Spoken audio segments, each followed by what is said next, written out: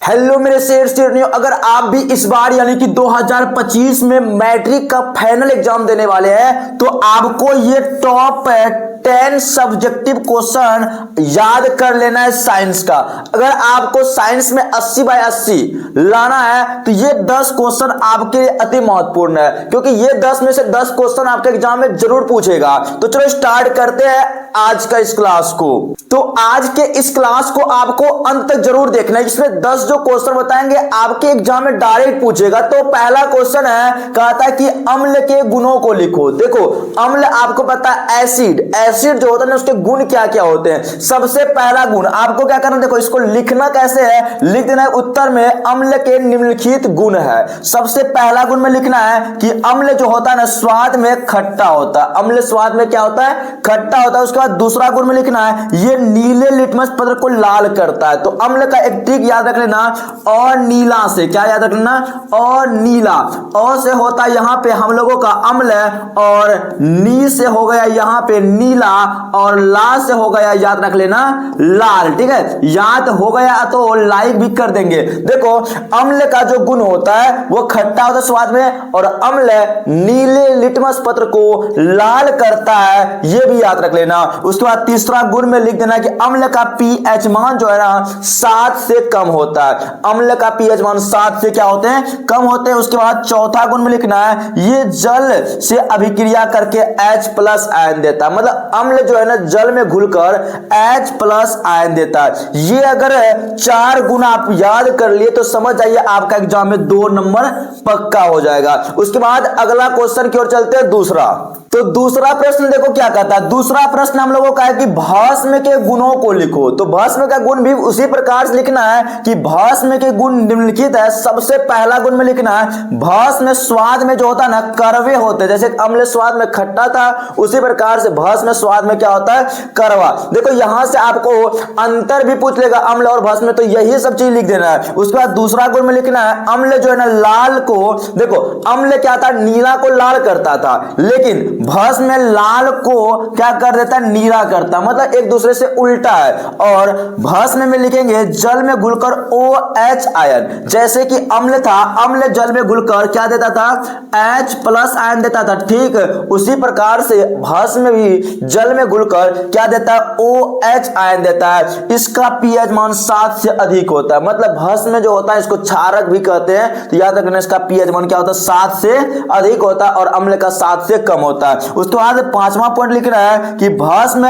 अम्ल को उदासीन कर लवण बनाता है। देखो भस्म जो होता क्या था, अम्ल को उदासीन करके लवण बनाता है। आपको याद होगा कि आप लोगों को बताए थे अम्ल प्लस में भस्म, अम्ल और भस्म मिलके जो बनता है वो हम लोगों को क्या बनता है, लवण बनता है। ये आप लोगों को पता होगा। तो वही क्वेश्चन यहां पे लिख दिया है कि भस्म जो है ना अम्ल को उदासीन कर क्या बनाता है, लवण बनाता है। तो आई होप आपको ये 5 पॉइंट याद हो गया होगा भस्म से रिलेटेड। अगला प्रश्न की ओर चलते हैं, तीसरा प्रश्न। तीसरा प्रश्न हम लोगों का है कि सूचक से आप क्या समझते हैं, एक संश्लेषित सूचक का नाम लिखना। देखो एग्जाम में ये क्वेश्चन कई बार पूछा गया कि सूचक से आप क्या समझते हैं। देखो उत्तर इस प्रकार से देना है, सूचक वह पदार्थ होता है जो हमें दूसरे पदार्थों की अम्लता या क्षारीयता की पहचान कराता है। सूचक जो है एक प्रकार का पदार्थ होता है जो हमको क्या बताता है कि कोई पदार्थ अम्लीय है या क्षारीय। देखो सूचक कई प्रकार का होता है कि लिटमस सूचक होता है, प्राकृतिक सूचक, संश्लेषित सूचक, गंधीय सूचक, मतलब अलग अलग प्रकार का सूचक होता है। लेकिन यहां पे हमको पूछा था कि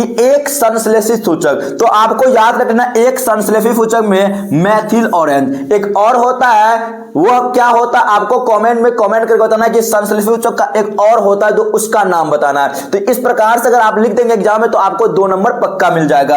अगला सवाल हम लोग चलते हैं। सवाल नंबर हम लोगों का 4 कहता है कि पीएच स्केल से आप क्या समझते हैं। देखो पीएच स्केल अति महत्वपूर्ण प्रश्न है। यहां से क्वेश्चन ऑब्जेक्टिव भी पूछता है पीएच स्केल से रिलेटेड। तो पीएच स्केल से आप क्या समझते हैं। देखो पीएच स्केल देने वाले जो वैज्ञानिक थे सोरेनसन थे, ये तो याद आपको होगा। उसके बाद यहां पे हम लोग को इसका जो जवाब देना पीएच स्केल क्या होता है, तो आंसर इस प्रकार से लिखना, किसी विलयन में उपस्थित हाइड्रोजन आयन की सांद्रता ज्ञात करने के लिए जिस स्केल विकसित किया गया, मतलब जो स्केल जो विकसित विकसित किया गया वही स्केल हम लोगों का क्या कहलाता है, पीएच स्केल कहलाता है। पीएच मतलब यहां होता है पावर ऑफ हाइड्रोजन। ये बातें भी आपको याद रखना है। तो यहां पे क्वेश्चन क्या आता है, पीएच स्केल से आप क्या समझते हैं, आपको आंसर क्या लिखना है, किसी विलयन में उपस्थित हाइड्रोजन आयन की सांद्रता ज्ञात करने के लिए एक स्केल विकसित किया गया है जिसे पीएच स्केल कहते हैं। तो पीएच स्केल जो होता है ना, उसमें कहां तक अंकित होता है आपको याद रख लेना है। वो जो पीएच स्केल 0 से स्टार्ट होकर के वो कहां तक फैला होता है, ये बातें भी आपको याद रख लेना है। वो जो फैला होता है वो कहां तक होता है, 14 तक फैला होता है, मतलब 0 से लेकर के कहां तक, 14। और 7 से जो कम होता है वो अम्लता को बताता है, और 7 से जो अधिक होता है वो क्षारीयता को बताता है। 7 से कम क्या बताता है, अम्लीय विलयन को दिखाता है, और 7 से अधिक जो होता है ना वो हम लोगों का क्षारीय विलयन को दिखाता है। इसको भी आपको याद रख लेना है। इसी में एक क्वेश्चन पूछता है कि रक्त का पीएच मान क्या होता है, जल्दी से बताओ, रक्त का पीएच मान आपको बताना है, कमेंट में कमेंट करके क्या होता है। अगला सवाल की ओर चलते हैं, सवाल नंबर 5। देखो सवाल नंबर 5 क्या है, अति महत्वपूर्ण बोल सकते हैं इसको।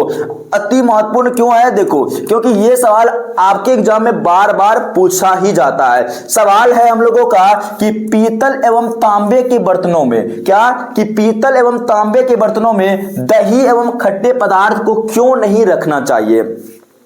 आप सभी लोग गांव से रिलेटेड करते हैं तो आपको पता होगा कि ये जो पीतल का बर्तन होता है या तांबा का बर्तन में, उसमें हम लोग दही जैसे खट्टे पदार्थ को नहीं रखते। क्यों, आप लोगों को पता होगा कि पीतल एवं तांबे के बर्तनों में हम लोग दही एवं खट्टे पदार्थ को क्यों नहीं रखते हैं, आपको पता होगा क्योंकि दही एवं खट्टे पदार्थ जो अम्लीय टाइप का होता है और धातु से अभिक्रिया करके विषैले पदार्थ बना देगा, लवण बनाता है जो कि जहरीला होता है। तो यहाँ पे आंसर आपको किस प्रकार से लिखना है कि दही एवं खट्टे पदार्थों की प्रकृति अम्लीय होती है। जी हाँ, दही या खट्टे पदार्थ किस टाइप का होता है, अम्लीय होता है। यह पीतल एवं तांबे से अभिक्रिया कर टॉक्सिक यौगिक का निर्माण करता है। टॉक्सिक मतलब यहां पे बहुत ही बेकार, मतलब बेकार टाइप का, मतलब विषैला टाइप का यौगिक का निर्माण करते हैं जो मानव उपयोग के लिए हानिकारक होता है। मतलब क्या कहने का, दही एवं जो खट्टे पदार्थ की प्रकृति होते हैं वो अम्लीय होते हैं। जब इसको तांबे के बर्तन में रख देते हैं, तांबा क्या एक प्रकार का धातु है, तो धातु से अभिक्रिया करेगा तो यहां पे एक प्रकार का टॉक्सिक यौगिक का निर्माण करता है जो हमारे लिए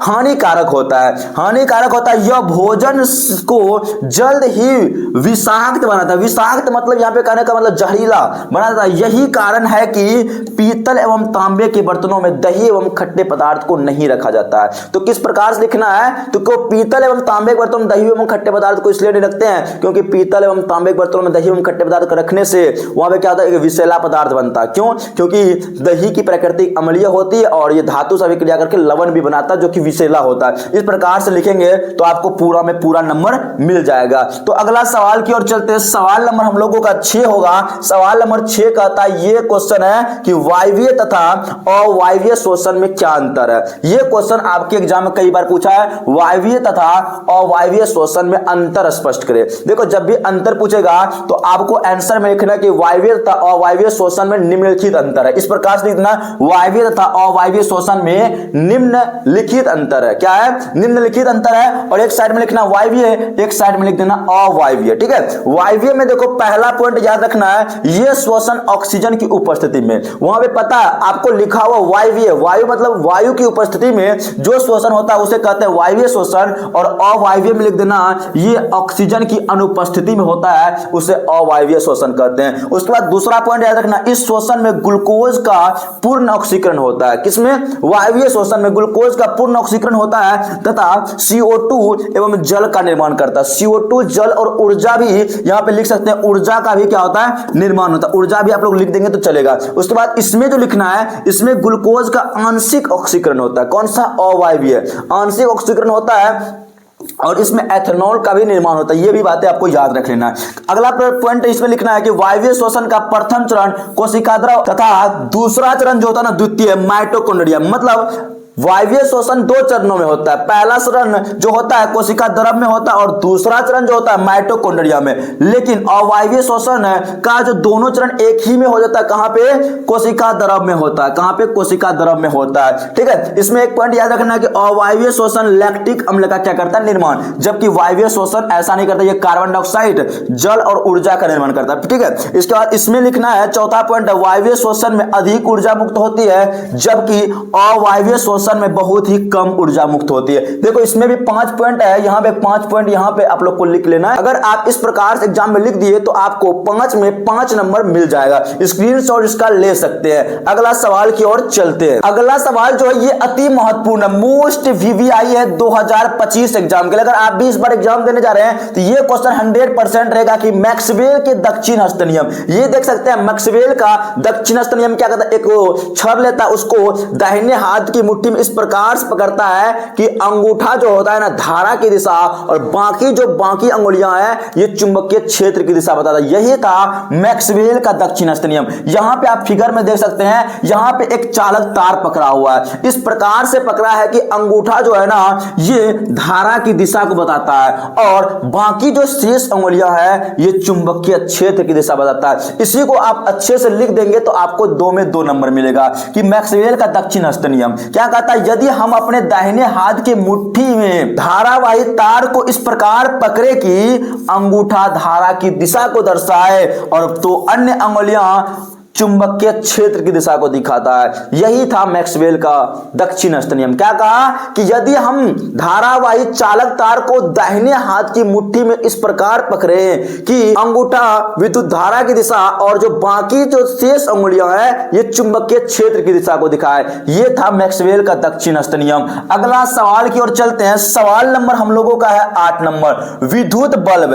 देखो विद्युत बल्ब में निष्क्रिय गैस क्यों भरी जाती है? यहां पे क्वेश्चन है कि विद्युत जो बल्ब होता है उसमें निष्क्रिय गैस क्यों भरा जाता है। यहां पे आप बल्ब देख सकते हैं, इसमें जो है निष्क्रिय गैस भरा रहता है ताकि ये जो बल्ब का फिलामेंट होता है वो टूटे ना। तो यहां पे उत्तर इस प्रकार से लिखना है, विद्युत बल्ब कांच का बना होता है। विद्युत बल्ब किसका बना था? कांच का। इसके अंदर टंगस्टन का तार बना तंतु होता है जो फिलामेंट का बना होता है और बल्ब के अंदर हवा निकालकर उसमें निष्क्रिय गैस मतलब नोबल गैस भर दी जाती है। क्यों? क्योंकि यदि हवा की उपस्थिति में ही फिलामेंट से धारा प्रभावित कराई जाए तो गर्म होने पर यह ऑक्सीकृत होकर भंगुर हो जाएगा तथा चूर चूर हो जाएगा। निष्क्रिय गैस होने से टंगस्टन के फिलामेंट वाष्पित नहीं होते हैं और निरंतर बल्ब में प्रकाश चलता मतलब निरंतर क्या कहता है? बल्ब से प्रकाश प्राप्त होता रहता है। देखो अगर बल्ब में हम लोग सीधा वायु भरा हुआ रहेगा, जैसे उसमें धारा तो ये जो फिलामेंट होता है वो टूट जाएगा,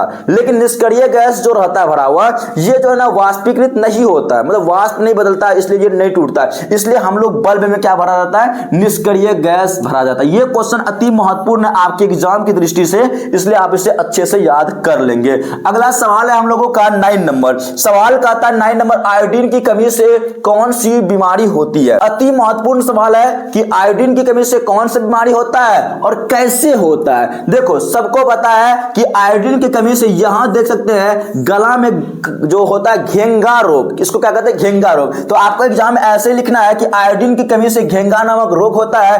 क्यों होता है, कैसे होता है, इसको लिखना कैसे है। देखो मनुष्य में आयोडीन की कमी होती है तो थायरोक्सिन हार्मोन बनने के लिए थायराइड ग्रंथि अधिक फैल जाता है। मतलब आयोडीन की कमी होगा थायरोक्सिन हार्मोन बनना चालू हो जाएगा, जिसके कारण क्या होता है? थायराइड ग्रंथि अधिक फैल जाती है, जिसके कारण से मानव का गला फूल जाता है, जिसे हम लोग घेंगा कहते हैं। तो इस प्रकार से होता है। क्या लिखेंगे? आयोडीन की कमी से घेंगा रोग होता है। जब आयोडीन की कमी से घेंगा रोग होता है, जब आयोडीन की कमी होता है तो थायरोक्सिन बनने लगता है। क्या होता है? थायरोक्सिन नामक हार्मोन बनने लगता है, जिसके कारण थायराइड ग्रंथि जो होता है वो अधिक फैल जाता है और हमें घेंगा रोग हो जाता है। तो अगला सवाल की ओर चलते हैं 10 नंबर। और 10वां प्रश्न हम लोगों को क्या कहता है? मनुष्य में चीनी के पाचन में कौन हार्मोन सहायक होते हैं? देखो मनुष्य जो चीनी खाता है, शुगर जिसको कहते हैं, तो वो जो मनुष्य चीनी खाता है उसके पाचन में कौन सा हार्मोन सहायता करता है? याद रख लेना। मनुष्य में चीनी के पाचन के लिए इंसुलिन नामक हार्मोन सहायता सहायक होता है। कौन सा हार्मोन? इंसुलिन नामक हार्मोन। और आपको पता होगा कि जो अग्नाशय से स्रावित होता है और इस हार्मोन की कमी से मधुमेह रोग होता है। यहां से ऑब्जेक्टिव भी क्वेश्चन बनेगा कि मधुमेह रोग किसके कारण होता है? तो इंसुलिन की कमी से। यहां पे चीनी के पाचन में सहायक जो करता है यही हार्मोन इंसुलिन, और उसकी कमी से मधुमेह रोग होता है। ये था 10 क्वेश्चन, और 10 में से 10 क्वेश्चन आपको अच्छे से याद कर लेना है। और कुछ पॉइंट यहां पे आपको याद रखना है। देखो, अब आप लोगों को सरस्वती माता का भी चरण स्पर्श कर लेना, क्योंकि आपका एग्जाम बहुत नजदीक आ चुका है। तो आज के लिए बस इतना ही 10 क्वेश्चन था, और एक क्वेश्चन आपके लिए होमवर्क है। इसका जवाब आपको कमेंट बॉक्स में कमेंट करके देना है कि मुकुलन द्वारा प्रजनन किसमें होता है? Option number A amoeba, east, malaria, paramecium. इसका जवाब आपको नीचे कमेंट बॉक्स में कमेंट करना है। तो आज का ये जो 10 क्वेश्चन का क्लास था आपको कैसा लगा एक बार जरूर बताएंगे। आज का जो ये 10 क्वेश्चन का क्लास था मेरे शेयर आपको कैसा लगा जरूर बताएंगे। Like, share and subscribe.